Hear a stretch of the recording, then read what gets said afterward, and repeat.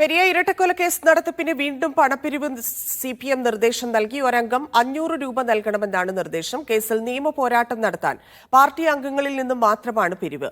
ഈ മാസം 20-നകം പണം നൽകാനാണ് ഏരിയ കമ്മിറ്റികൾക്ക് ജില്ലാ കമ്മിറ്റി നിർദ്ദേശം നൽകിയിരിക്കുന്നത്.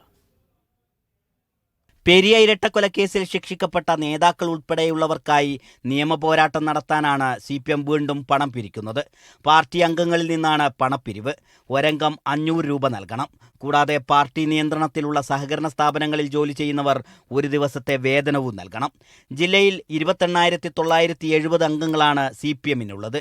അംഗങ്ങൾ 500 രൂപ വീതം നൽകിയാൽ 1,40,00,000 രൂപയിലധികം ലഭിക്കും. സഹകരണ ജീവനക്കാരുടെ ഒരു ദിവസത്തെ വേതനം കൂടി ലഭിക്കുമ്പോൾ 2 കോടിയോളം രൂപ പിരിച്ചെടുക്കാനാകുമെന്നാണ് പാർട്ടി കണക്കുകൂട്ടുന്നത്. ഈ മാസം 20-നകം പണം നൽകാനാണ് ഏരിയ കമ്മിറ്റികൾക്ക് ജില്ലാ കമ്മിറ്റി നിർദ്ദേശം നൽകിയത്. പെരിയ കേസിനു വേണ്ടി 2021 നവംബർ ഡിസംബർ മാസങ്ങളിലും വലിയ തോതിൽ പണം പിരിച്ചിരുന്നു. അന്നും പാർട്ടി അംഗങ്ങളിൽ നിന്നു മാത്രമായിരുന്നു പണപ്പിരിവ്.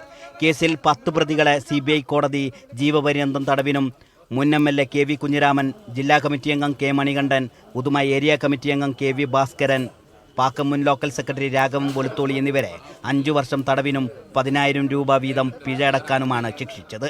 മീഡിയ 1 കാസർഗോഡ്.